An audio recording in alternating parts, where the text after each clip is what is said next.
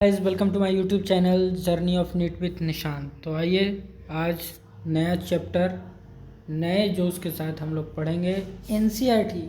इससे तो पूरा एकदम एनसीईआरटी बेस्ड क्वेश्चंस आएगा, तो इसलिए लाइन बाय लाइन हम लोग एनसीईआरटी पढ़ेंगे। Cell cycle and cell division, ठीक है।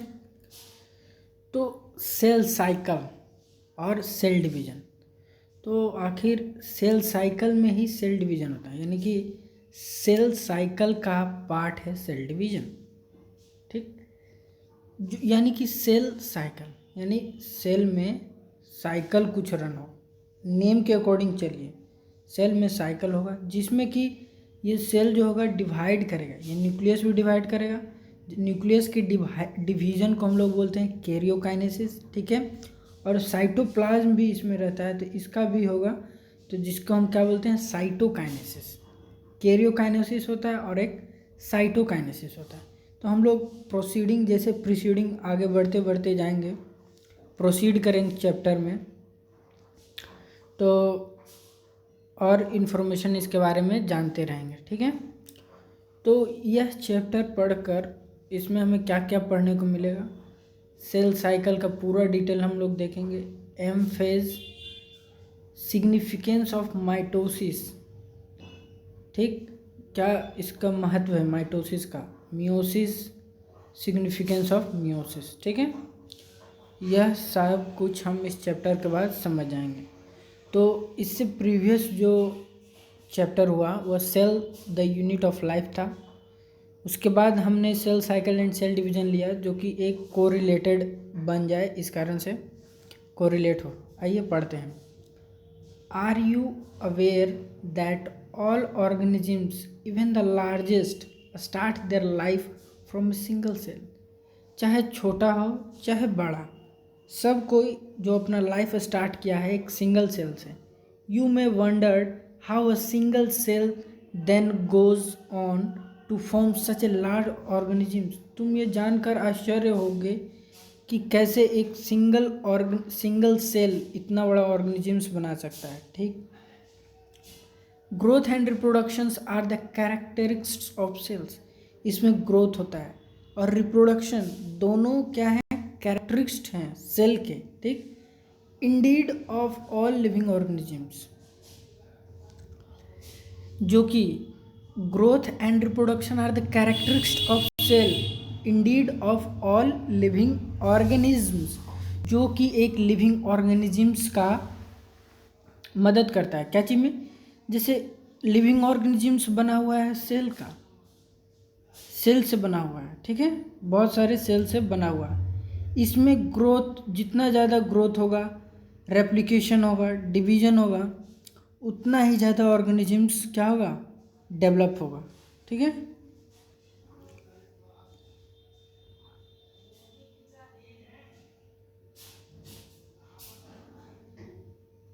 All cells reproduce by dividing into two, with each parental cell giving rise to two daughter cell each time they divide। जितना बार भी ये डिवाइड करेगा, जैसे कि ये डिवाइड किया सेल तो दो बनाएगा, दो सेल बनाएंगे, ठीक है। वही कह रहा है कि give rise to two daughter cell, जब भी वो डिवाइड करेगा। दिस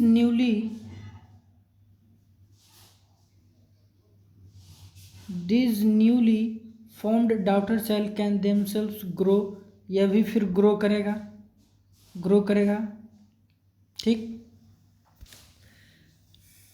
और to a new populations that is formed by the growth and division, फिर इसमें ग्रोथ होगा और डिवीजन होगा, फिर इसमें इसका बच्चा भी जो प्रोजेनी होगा, फिर उसमें ग्रोथ होगा, उसका डिवीजन हो जाएगा। In other words such cycles of growth, यह जो साइकिल चल रहा है किस चीज़ का, ग्रोथ और डिवीजन का, यही अलाउ करता है single cell to form a structure consisting of millions of cell. यहाँ हम लोगों ने क्वेश्चन पूछा था ना कि how a single cell then goes on to form a large organism. तो क्या करता है, single cell form a structure consisting of millions of cells, growth and division बार बार होते रहता है, जिसके कारण मिलियंस ऑफ सेल बनते हैं और एक ऑर्गेनिजम्स का निर्माण करते हैं। ठीक,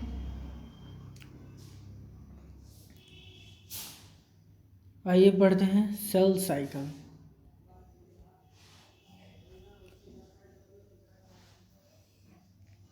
cell cycle, cell division is very important process in all living organisms. Cell division महत्वपूर्ण होना भी चाहिए और है भी। Cell division is very important, क्योंकि सेल डिवाइड करेगा तभी तो हम सब का बॉडी डेवलप करता है।